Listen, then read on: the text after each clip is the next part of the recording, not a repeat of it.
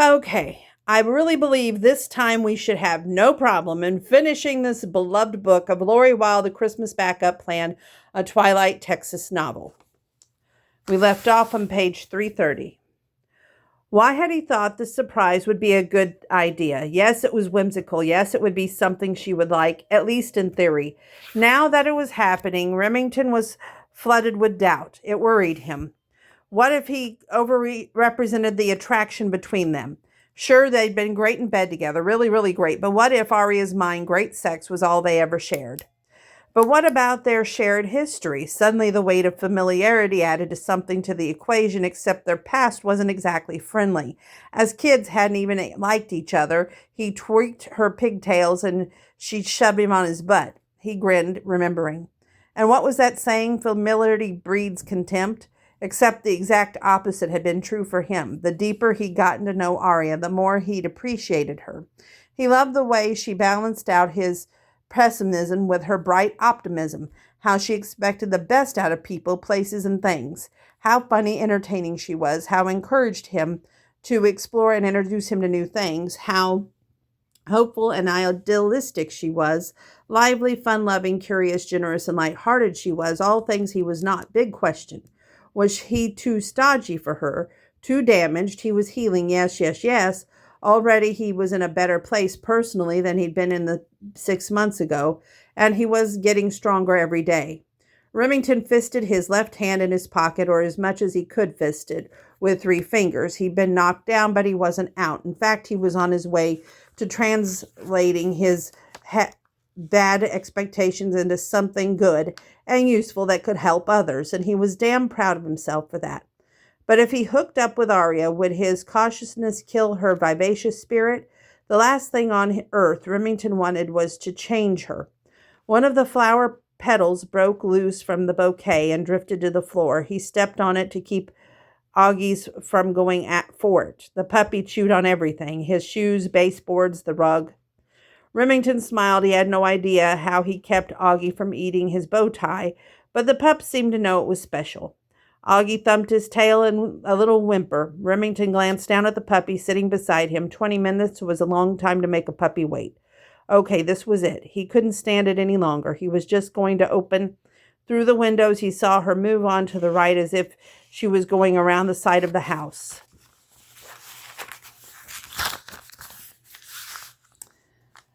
Oh, no, no, no. That would ruin everything. Impulsively, with no forethought, Remington reached out and knocked on the side of the door.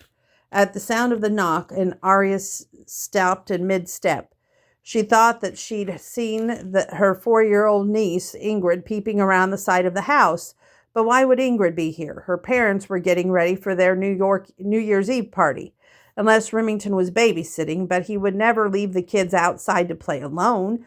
But that had to be him knocking on the inside of the door. It was the same quick rapidy tap he used when he shared the adjoining rooms at the Merry Cherub. Remembering, her face flushed. Trembling in her shoes, she raised her hand and returned the knock. Rap, tap, rapidy tap. Slowly the door swung open. Gulping, Arya stared and then burst out laughing at the whimsy in front of her. There in the foyer stood Remington wearing a navy blue suit, crisp white shirt, and a red bow tie. He clenched a bouquet of white Christmas flowers in his right hand, and sitting beside him was the most adorable Australian Shepherd puppy, wearing a dog-sized vest version of the same outfit. Chapter 26, Updraft, the ascending flow or movement of air. What? She was about to ask was going on, but got no further. Come with me. Remington pressed the sweet-smelling flowers into her right hand and took her left in his. The joyful puppy circled around them, barking. He'd been standing in the foyer waiting on her. Why?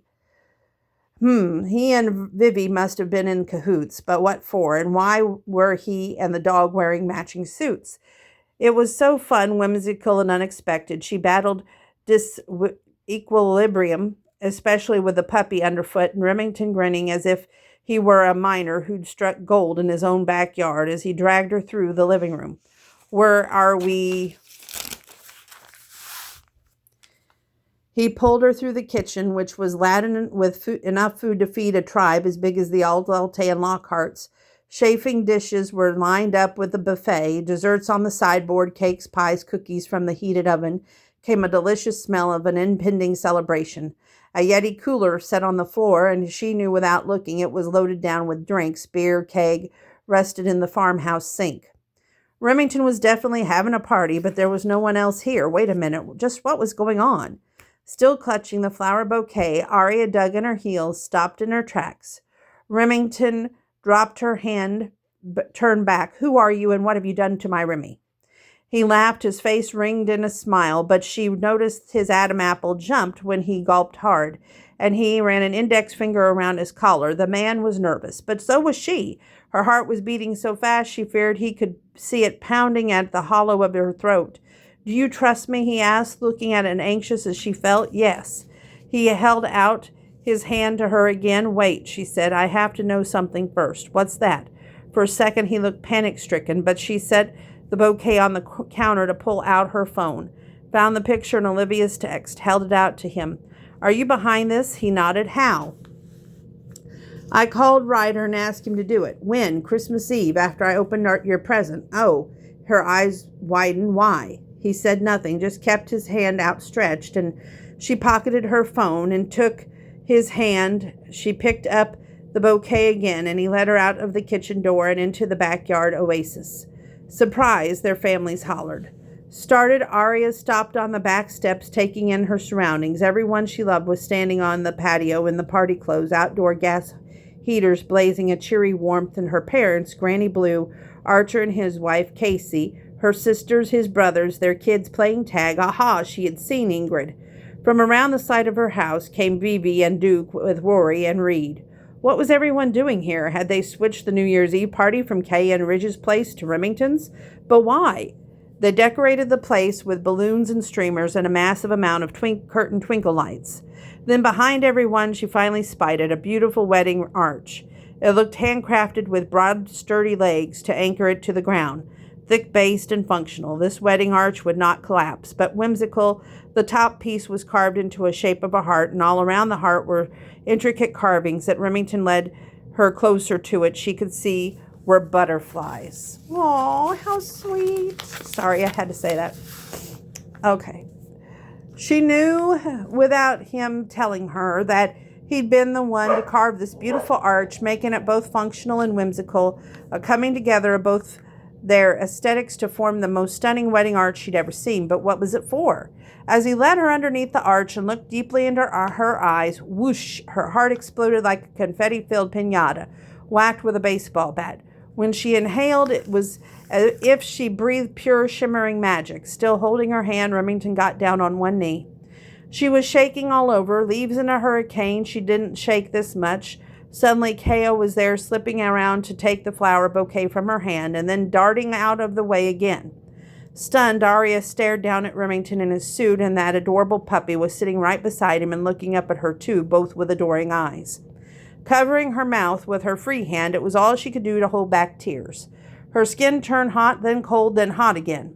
Their audience was rustling, whispering, but she couldn't really hear them. All her attention was on that handsome man at her feet, gazing up at her. I've got something to tell you, he murmured. Yes, she whispered, barely able to hear the word over her pulsing, pounding in her ears. Aria Eloise Elizate, he said. How did he remember her middle name? Her heart galloped, a wild filly running through the desert canyons, pumping joy throughout her body, swift and hard. He fixed his gaze on hers, tightened his grip on her palms, and gave her a sexy, hope-filled grin. Would you do me the honor of becoming my wife? She shook her head because she simply could not speak, had forgotten how to speak, and her tears were falling down her face. He looked terrified, his eyes widening and his lips parting as he whispered, will you? Something occurred to her then, something almost unbelievable, but she knew it was true. You don't have a backup plan, do you, in case I say no? He shook his head, looked utterly bereft, as if he just sawed off the limb he was perched on and realized what he had done just a beat too late. I put all my eggs in the Aria basket, he croaked. What do you say? Will you marry me? She stepped closer to him. Sweat popped out on his brow. I know I acted like a jerk. I know I can be a bear to deal with. I know I have a lot of things to work on, but I'm 100% committed to being the best man I can for you. I love you, Arya, with all my heart and soul, and if you'll have me, I want nothing more than to be your husband." His eyes had grown softer, his voice quieter, and darn it, if he wasn't holding the breath, waiting for her answer. Everyone was. Oh, Lord, oh, heavens, oh, for crying out loud. She wanted this man more than she wanted to breathe. Tears sprang to her eyes, and he looked as if it might be sick to his stomach. "I'm so sorry I hurt you. I should have never..." "Shh," she whispered. "Just shush. You didn't hurt me. I hurt you. I'm the one who sent you away. I'm the one who couldn't see love when it was standing right in front of me." He was trembling, and his eyes misted, and he said, "Is that a yes?" She grinned and threw herself into his arms and said, "Yes, my love. Yes, yes, yes." And even before he kissed her, Arya's head was humming that song that the Blue women had heard for generations. It's him. This man is the one, the one, the one, the one. Epilogue. 5 years later. Remington surveyed the 10 former military personnel sitting around the table in Arya's dedicated art room. The space was sandwiched between mediation gardens on one side and the treatment rooms, offering massage, acupuncture, and biofeedback on the other. The young men, all with their various war wounds, were focused on drawing their model Augie. The dog sat regularly on the small raised stage with his head held high as if he knew he was the center of attention and loving it. Remington's gorgeous wife, her belly rounded with their third child, stood at the front of the room, demonstrating the technique she'd taught him that wintry day at the Horny Toad Tavern in Twilight. He was a lucky man, and he knew it. All his dreams had come true. It had taken hard work and dedication. But his retreat for wounded war veterans struggling to assimilate back into society had finally become to pass, and he couldn't have done it without Arya's help.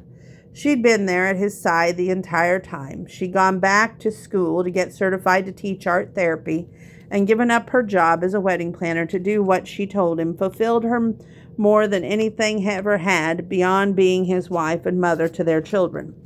Their oldest, Hannah, was 4, and each bright little chatterbox, just like her mom. Remington freely admitted his daughter had led him wrapped around a little finger. Their son, Levi, was 2. The child had a penchant for climbing on things, chairs, fences, Augie, and swore the boy was going to give her a heart attack. Levi looked like Remington when he was that age, dark-eyed and intently focused. The baby Arya carried was another boy who they were naming Colton. She was due to give birth in 3 months, on Remington's birthday, as it turned out. Arya had her eyes latched onto his. A bright smile spread across her face. "Keep drawing," she instructed, and rushed the length of the room to join him at the back. "Remy," she murmured when she got close enough for him to hear. "Hey there, Zippy," he smiled down there at his beautiful wife. "What's up?" He took her into his arms and led her up the room, closing the door softly behind him. They stood on the cobblestone walkway, the Davis Mountains in front of them. For a moment he soaked up the sweetness of her wide eyes and flushed cheeks. He loved her more now than he had the day they said "I do" on this very chunk of land in their outdoor wedding BB had planned.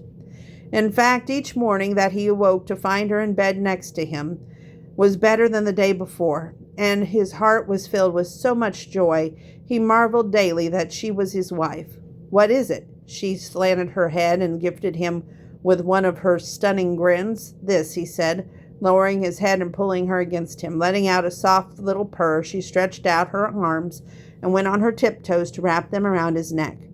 Giddy with love for her, he kissed her long and hard. God, this never got old. Smiling, she pulled back. "Let me finish this class, big man, and I'll meet you in our bedroom. It's a date." Chuckling, he let her go and watched her fanny sway as she walked back into the classroom. And as Remington sauntered back to the house to strew rose petals over their bed and light scented candles, he knew that he was indeed living his very own happily ever after. Oh, and those never happen in real life, but it's a great story And I'm so glad to say we finally finished The Christmas Backup Plan by author Lori Wilde. Thank you for tuning in. Thank you for joining me. My animals have been quite vocal during this reading, whether it's my cats, Heathcliff, Sonic, Precious Sonia, or my two golden doodles who love attention as well, Rip and John. They're the light of my life, and I'm so grateful for each one of them. So thank you for tuning in, and until next time.